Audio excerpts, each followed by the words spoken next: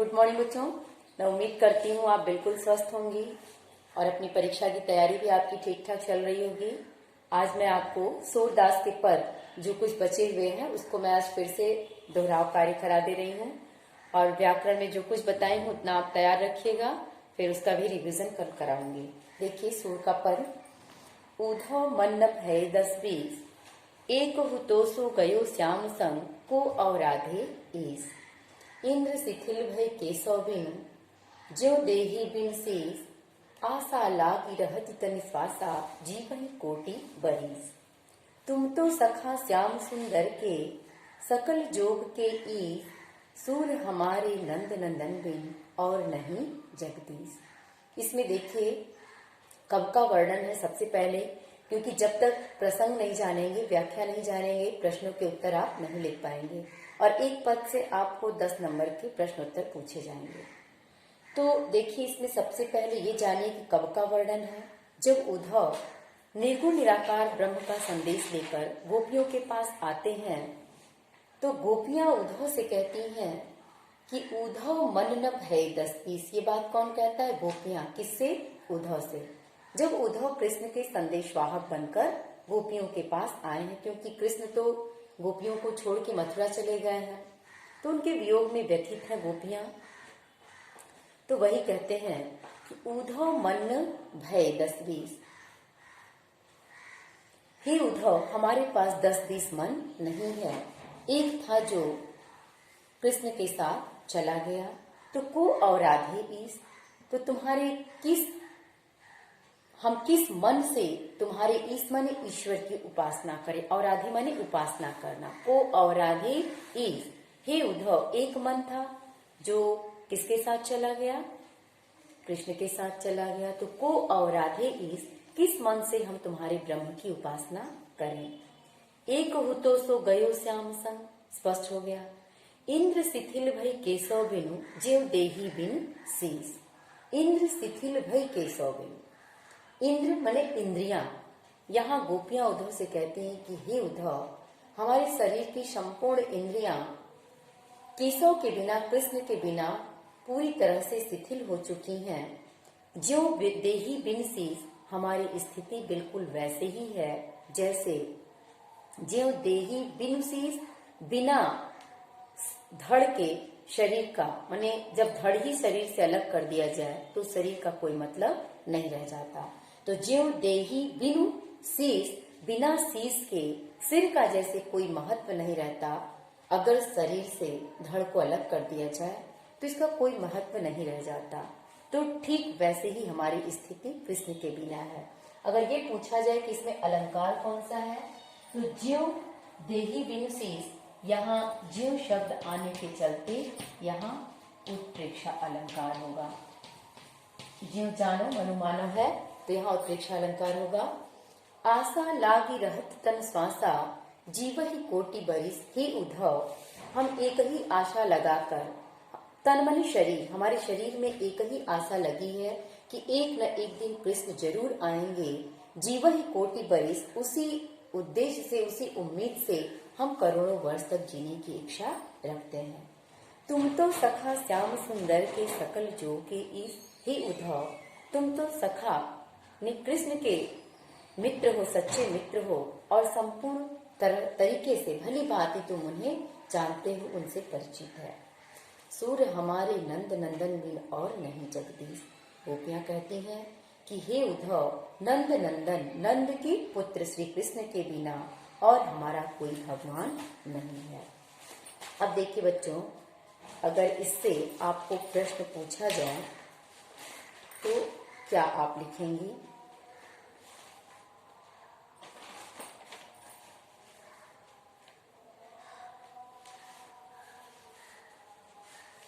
देखिए आपको तो व्याख्या ही लिखनी है, आपको प्रश्नोत्तर नहीं आएगा, क्योंकि प्रश्नोत्तर तो 11th में आता है।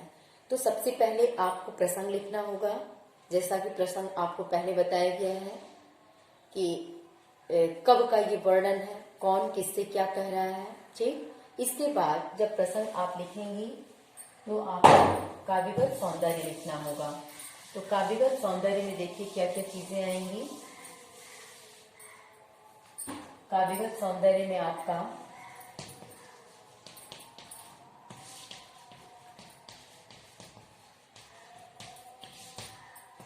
इसमें आपका सबसे पहले भाषा होगा ब्रज, क्योंकि सूर की पूरी कविता ब्रज भाषा में लिखी है। रस क्या होगा?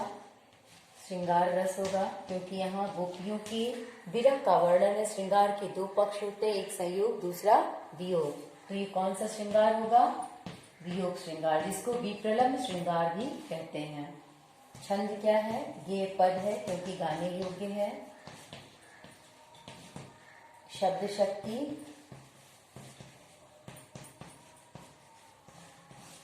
लक्षणा। गुण क्या है? माधुरी।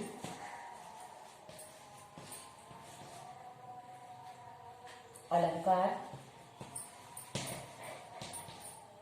अलंकार आपका अनुप्रास और उत्प्रेक्षा। गद्य से बच्चों प्रश्नोत्तर आपको गद्य से पूछा जाएगा और पद से आपको व्याख्या लिखनी होगी। उस व्याख्या में सबसे पहले प्रसंग लिखेंगे, इसके बाद काव्यगत सौंदर्य लिखेंगे। ठीक है, ध्यान दीजिएगा। और कुछ चीजें और आपको मैं बता देना चाहती हूँ, जैसे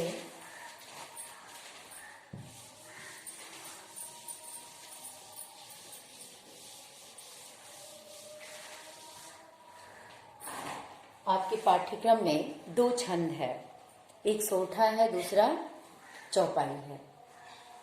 सोठा और रोला है, दो छंद आपको पढ़ना है, सोठा और रोला। तो देखिए सोठा, सबसे पहले सोठा छंद की परिभाषा। परिभाषा क्या लिखेंगे? परिभाषा आप सबको पता है, ये दोहा का ठीक उल्टा होता है। ये क्या होता है? दोहा का। देखिए सोठा छंद क्या है बेटा? दोहा का ठीक उल्टा है। तो और इसके साथ साथ ये क्या है? अर्ध सममात्रिक छंद है। अर्ध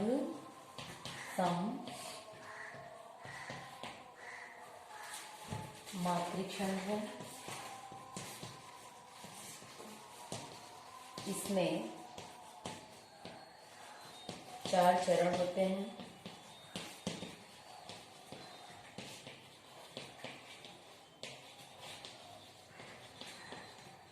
प्रत्येक चरण में प्रथम व तृतीय चरण में 11-11 मात्राएं तथा द्वितीय व चतुर्थ चरण में 13-13 मात्राएं होती हैं।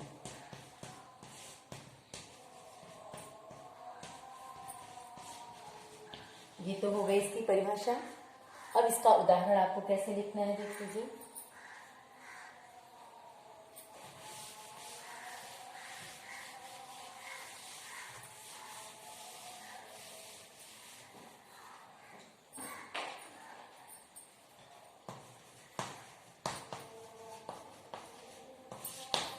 उदाहरण आपको 2-3 कॉपी में लिखाया गया, जो आपको आसान लगे उस उदाहरण को आप लिख लीजिएगा।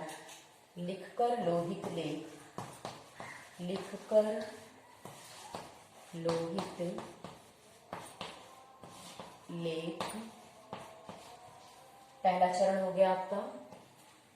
डूब गया दिन मणि अहां, डूब गया दिन मणि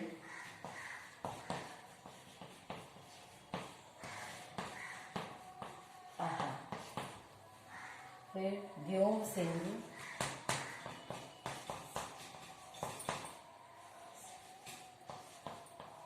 व्योम सिंधु सखी देख, सखी देख तारक बुदबुद दे रहा। तारक, बुध, बुध, दे रहा। अब आपको ध्यान देना है, परिभाषा में आपने देखा था कि प्रथम व तृतीय चरण में मात्राएं कितनी होंगी? 11। द्वितीय और तृतीय में कितनी होंगी? 13। अब देखते हैं मात्रा। छोटी की मात्रा लघु, लघु, लघु, 2, 3, 4, 5, 6, 7, 8, 9, 10, 11। तो पहले चरण में देखिए मात्राएं कितनी हो गई? 11। अब यहाँ गुरु क्यों लगा है? क्योंकि एक ही मात्रा है, केवल छोटी ई, छोटा ऊ और बिना मात्रा वाले पे क्या लगता है? लघु, जिसका निशान 1 है। और ये जो एस की तरह बना होता है ये गुरु होता है, जहाँ ए, ओ, बड़ा ऊ और बड़ी ई की मात्रा होती है और अनुस्वार होता है। चंद्र बिंदु पे लघु लगेगा, अनुस्वार पे गुरु लगता है। तो ये आपका इस परिभाषा के अनुसार यहाँ 11 मात्रा हो गया। इसमें देखते हैं बड़ा ऊ की मात्रा है तो गुरु, 2, 3, 4, 5, 6, 7, 8, 9, 10, 11, 12, 13। इससे देखिए मात्राएं हो गई आपकी 13, क्योंकि ह पे आ की मात्रा है और अ पे छोटी की मात्रा है, लघु है, द पे भी छोटी है, लघु है और ड पे बड़ा ऊ है, इसलिए गुरु है। अब यहाँ देखिए व्योम, ये व्योम है, व्योम सिंधु, आधा ब य के साथ जुड़ा है और उसके साथ साथ इस पे ओ की मात्रा है, तब भी ये गुरु होगा। और यहाँ स इसके साथ आधा न भी इसके साथ जुड़ा है, इसलिए यहाँ भी गुरु होगा, यहाँ लघु होगा। और 2, 3, 4, 5, 6, 7, 8, 9, 10, 11 इस तरह यहाँ मात्राएं कितनी हो गई? 11। ध्यान देना है, व्योम आधा ब य के साथ जुड़ा है, ओ की मात्रा है, इसलिए यहाँ गुरु है। म पे कोई मात्रा नहीं है, लघु लगेगा। स के साथ आधा न है तो यहाँ गुरु होगा। ध पे लघु होगा क्योंकि छोटा ऊ है। स पे भी ख पे भी छोटी है और द पे गुरु इसलिए लगा है क्योंकि एक ही मात्रा है। वैसे नीचे देखिए त पे आ की मात्रा है, गुरु हो गया। लघु, लघु, यहाँ भी छोटा ऊ है, सब लघु होगा। द पे एक की मात्रा गुरु हो जाएगा, यहाँ लघु, ह पे आ की मात्रा है तो गुरु हो गया। तो 2, 3, 4, 5, 6, 7, 8, 9, 10, 11, 12, 13, ये 13 मात्रा। तो प्रथम और तृतीय में 11, द्वितीय और चतुर्थ में 13। तो आधा समानता है, तो ऐसी परिभाषा स्पष्ट हो गई कि अर्ध सममात्रिक छंद है, 4 चरण होते हैं। पहले व तीसरे में 11 मात्रा, दूसरे और चौथे में 13 मात्रा। तो ये आपका पूर्ण हो गया चौथा छंद बच्चों। मैं उम्मीद करती हूँ आप जरूर ध्यान से देखी होंगी और आपका ये तैयार होगा। Okay, thank you. आगे आप तैयारी करिएगा।